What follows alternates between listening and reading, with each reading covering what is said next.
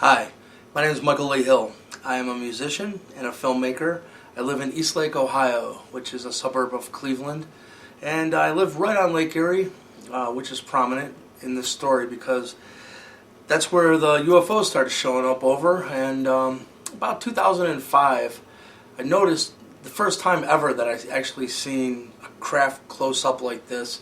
It was right on the shore of the lake, and I didn't get that one on film, but it sparked my curiosity to start going down to the lake and bringing a camcorder, and I started filming them at that time, and I've amassed quite a library of footage. My footage has been featured on the History Channel, on Jaime Maussan in Mexico, it's their equivalent of 2020, Whitley Strieber's Unknown Country, Coast to Coast, etc., etc. Because of my footage gaining some mainstream attention, I was contacted by the History Channel, and that led to being featured on an episode which is in season 1. It's called Alien Contact. And what had happened was they had filmed interviewed another contactee who was in Washington. His name's Terrell Copeland.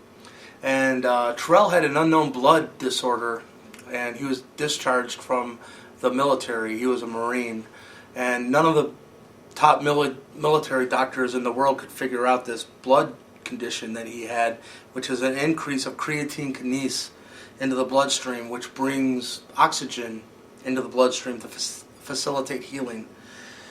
Well, unbeknownst to me, me and Terrell had the exact same footage, like of the same craft, had the same story of contact, and the exact same message given to us.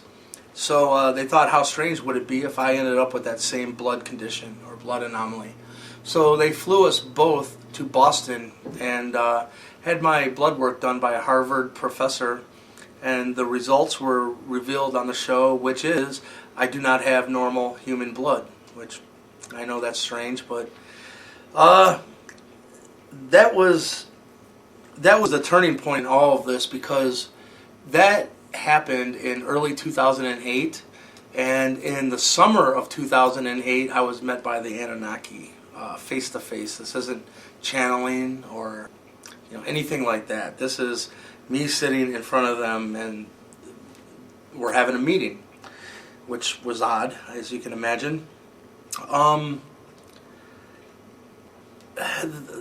You asked me to explain what I would like to get from this. I think it's very important because the fact that we're not alone changes everything in the twinkling of an eye, as they say.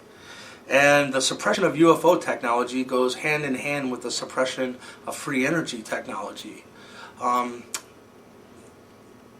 So you can imagine the impact that revealing all of this will have, because the oil and banking families that run everything right now, well, put two and two together, it's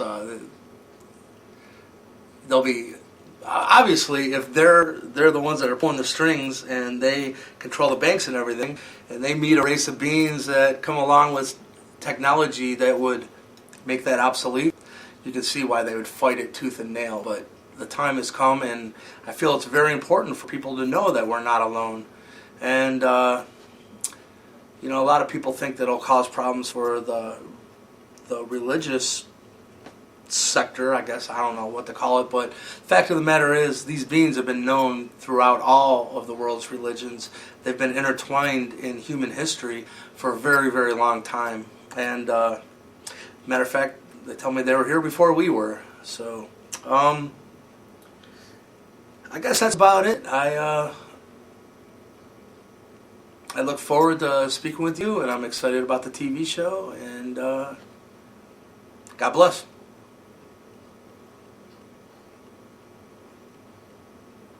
So how were you abducted by an alien? The actual abduction experience I had was I awoke and they were working on me. It was mostly people. They looked like people, but they were sending little wires that were like very fine wires up into my body, between my legs, not to be that blunt, but that's what happened. It was very painful. And I remember like waking up and I was like, listen, I'm aware, I'm awake, I know what you're doing, and please stop, it hurts.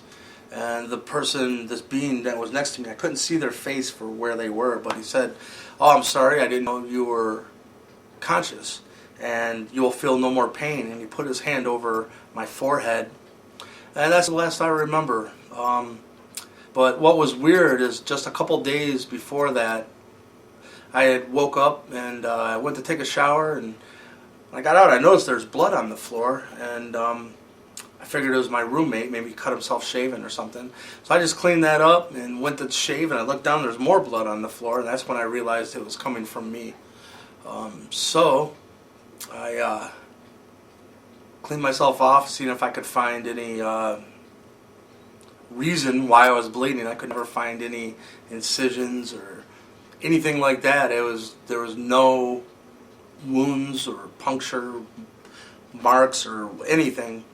And so then, like, I think about 2 days after that is when I awoke, and they were working on me in that area as well. So that was not a pleasant experience, but you know, from what I understand, they have a large role in our genetics, and that project is not done yet. So a lot of people are being taken, and usually that's taken from their conscious mind, because not too many people would want to remember that, even though, look at it as the way we tag animals, and it very well could be for their benefit.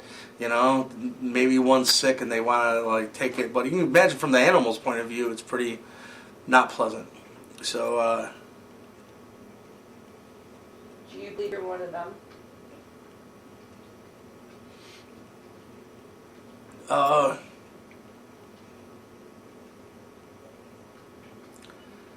I don't know how to even answer that, because I know what I've been told, and I know what has come to me through my own personal reality, and all those point to, well, you got to know that this race has told me flat out that they've created a hybrid bloodline here, and in the Bible it was called the Nephilim. They've been known as many different names, but what I've been told is the giant gene is now switched off. So instead of being 15 feet tall, now they're just normal, average height, 6 foot. And the only way that someone of the Nephilim bloodline can be differentiated from a normal human bloodline is that there's extra electricity available at a cellular level. You can look at that as chi or life force that's available, which I guess you could use it for many things. But I do believe I am of the Anunnaki human hybrid bloodline. I have been met by the Anunnaki face to face. I've encountered many other beings that are not from here now who have made themselves known to me since all of this has come about in 2008.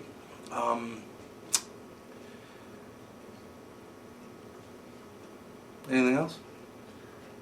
I'm trying to think what they put on the paper. I think I covered everything that's on. Covered everything.